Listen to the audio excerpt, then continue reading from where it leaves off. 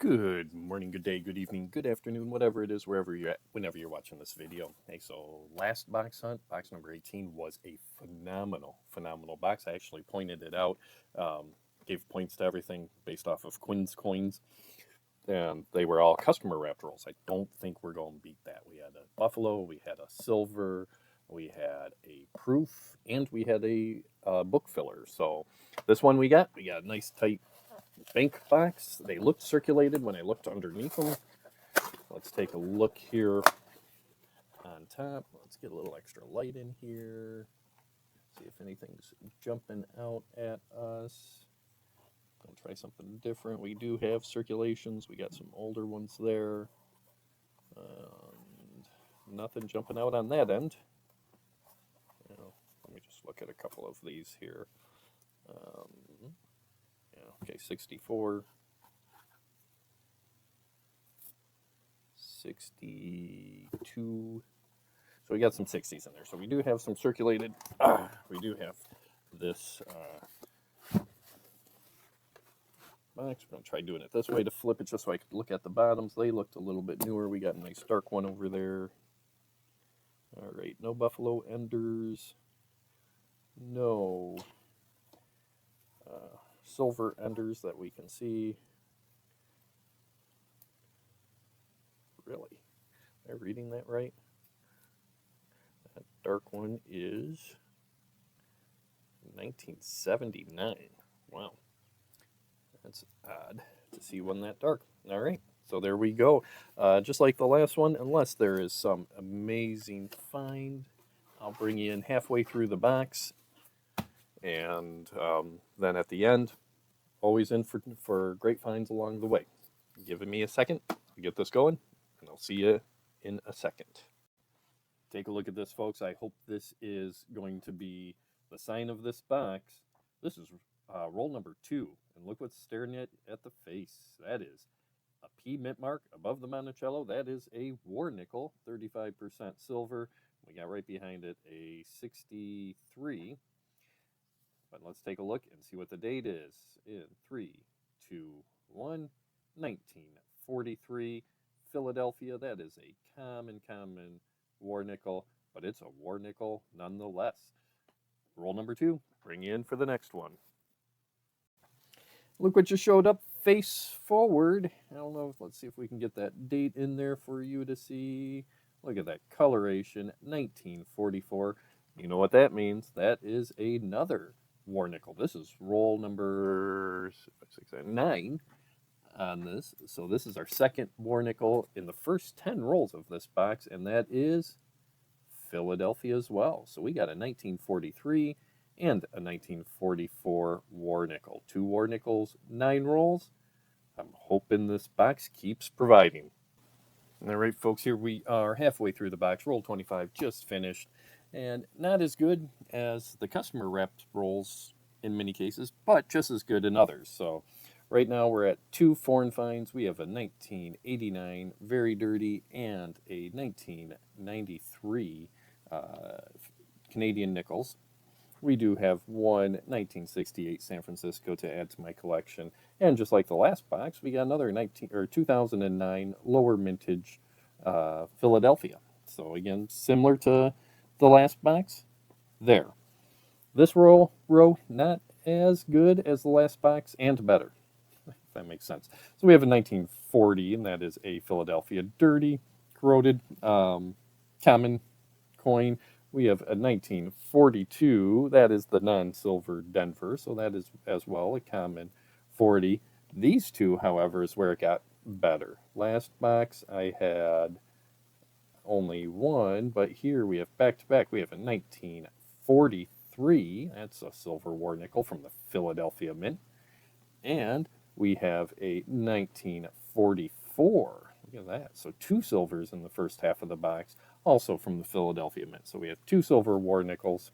Last box only had 1. No Buffaloes yet and no proofs. Let's see what the second half brings.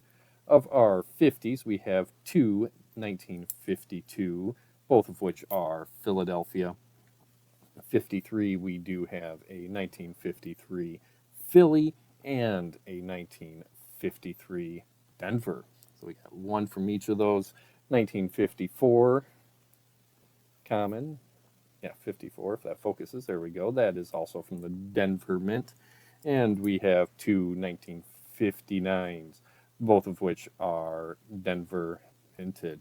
So pretty common coins, no lower mintage other than that 2009. But we did have two silvers, back-to-back silvers in this hunt so far. Starting on roll number 26. Second half, I'll bring you back in for any finds along the way, or the summary and the final points for this box. All right, folks, bringing in here roll number 47. So I am almost done here. These are just some other finds. I'll do a summary here for the second half. But take a look at this. This came up. It is a Philly. It is old. Nothing to write home about there until I flipped it over. And I looked at that, and look at that, 1955. So that's a 55 Philly, which is a low mintage coin, under 10 million minted. And I believe this is my book filler, or a book filler. So double win on that one, 1955 Philly. I got 3 rolls left. I'm going to finish this up and bring you in for the final summary of this Nickelbox hunt. Now, right here we are for the final summary. I organized it a little bit different, but just to bring you in and give you the summary for both halves. I'm not going to do the second half. The 155 was really the only key find in the second half of the box. But total, we got 3 foreign finds, all Canadian. We got an 84, 89, and a 93 for the Canadians. Of the limited production, lower mintage, we did get a 2009 Philly. And we also got 2 2024 Denvers, which I believe were the lower mintage of the 2024s. Of the San Franciscos, I got 2 68s, 3 1970s, so nothing major there. The highlights of the find are these 3. We have our 1943 Philadelphia War Nickel. We have a 1944 Philadelphia War Nickel. So 2 War Nickels in that box. And this beaut right here, 1955. That is no mint mark. So that's a Philly, which is a low mintage, under 10 million minted key date, semi-key date, and book filler for me. So that's the winner of the hunt there. Of the other 40s, we have a very faded 1940 Philadelphia. We have a 1942 Denver, and the 42 Denver is a lower mintage, but not a key date mintage coin there. And we have a 49 Philadelphia. So 3 from the 40s. From the 50s, we've got 3 1952. All 3 were Philadelphia minted. 1953s, we got 1 Philadelphia, 1 Denver. 1954s, we've got the 1 Philadelphia and 2 Denvers. 1955, we did have that Philadelphia up top again, and we have our Denver right there for the pair. 1958, we did have a Denver. And 1959, we had 2 from Philadelphia and 3 from Denver. So pretty common coins. Using the scale I used on that customer wrapped roll box, that customer wrapped box gave us a total of 162 points, grading on 2 points for 50s, 4 points for 40s, 3 points for the 30s, which this did not have, 10 points for the War Nickels, 10 or 20 points for the low mintage key dates, 2 points for the foreigns, and 5 points for the lower mintage moderns. Today's bank wrapped box gave us 109. So the customer wrapped roll box beat out point wise, and that did have the 1 war, but it did have the Buffalo and proof in that last box. Here we got 2 silvers and a key date, semi-key date, which brings us to this portion. Here's that book we've been working on. Again, here we need our 38s, 39 key dates, the 42 Denvers. So it's actually 42, 43, and 44 Denvers are the ones we're missing for our silvers. Of course, that 1950D is missing, but there it is, that 1955, 7,888,000 minted. That slot gets filled. So there's our book filler So what are we? That was box number 19. We are at 188 out of 196. Those I just showed you are the only nickels still missing from this hunt. So we're getting down to the last six, 8. Uh, 8 low mintage key date finds, and we'll have that album filled out. So let's see how many more boxes it's going to take for us to get that album set filled. So thank you guys for joining in on another video nickel box hunt for me. Like I said, some great finds.